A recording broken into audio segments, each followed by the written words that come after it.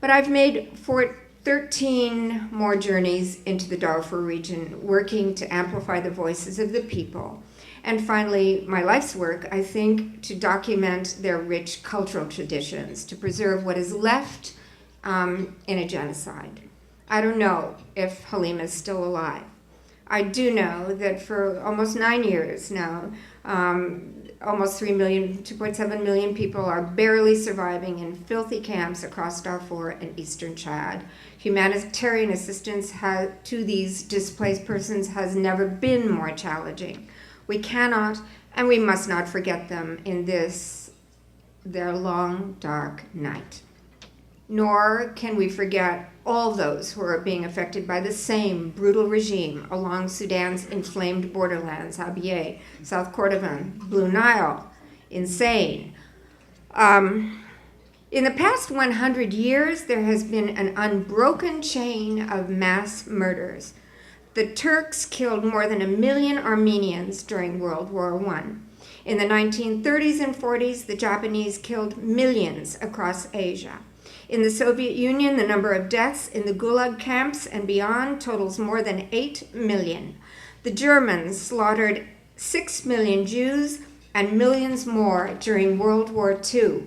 In the 1950s and 60s, the Communist Chinese killed an estimated 30 million people. During the 1970s, the Khmer Rouge killed 1.7 million Cambodians, fully 20% of that country's population. Then came Bosnia, Rwanda, and Darfur. All told, in our time, there have been more than 100 million victims of genocide. Genocide and mass murders pose a greater threat to humankind than war, than all the wars put together. And genocide is not inevitable. It is always a decision, a choice. A leader, a small group of leaders choose to initiate the killings. There's always a period of preparation, time to intervene. Diplomatically, we saw a successful intervention in Kenya in 2008. A leader makes use of existing fears and prejudices to convince ordinary people that members of another group pose some threat to their own security. People choose to participate. Those with the power to halt the killing choose to do nothing. And we, the international community, choose to be bystanders again and again and again. It's no longer possible to argue that sovereignty is licensed to kill. Sovereignty must come with responsibilities. This post-Westphalian notion of sovereignties, kill whoever you want as long as it's within your own borders, has to go. So, anyway, we need increased political will that this doctrine, if this doctrine is to survive and benefit those who are most vulnerable, and we can create a world in which R2P is the standard, responsibility to protect, and the United Nations should instinctively be turning to this doctrine to support the sustaining of life whenever it faces even the possibility of genocide or mass atrocity crimes. We can only hope, inshallah. It feels comforting, to me, and I think to all of us, to think of Dag Hammarskjöld, or Lemkin, or Miep Gies, or Raoul Wallenberg, to know that among us, some have lived out their lives with tremendous empathy and compassion and courage and commitment to the highest cause. They allow us to feel better about being human.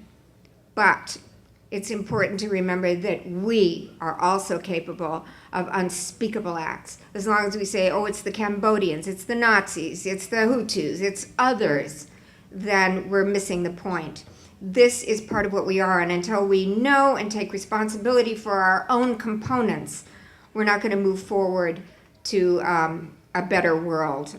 We got to own even especially the most deplorable ones.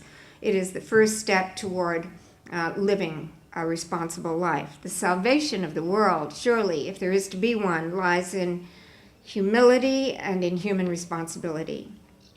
Our best hope, of course, lies with the young, with the children. Wherever I go, even in the most forsaken and fearsome circumstances, I see hope in the faces of children. given their courage and resilience, I don't think we can succumb to the luxury of feeling helpless or hopeless. Helplessness is the enemy of all significant progress. The voices of the young, as Your Highness has said, from Arab Spring to Occupy Wall Street, are connecting in demonstrations of international solidarity in, I think, more than 900 cities across Europe, Africa, and Asia, demanding economic equality, just governments in which their interests are represented. Dag Hammarskjöld, I suspect, would have been on board. We might have seen him down there and maybe not here today. He said, never for the sake of peace and quiet, deny your own experience or convictions. And in a 1953 UN press release, he said, only in true surrender to the interests of all can we reach that strength and independence, that unity of purpose, that equity of judgment, which are necessary if we are to measure up to our duty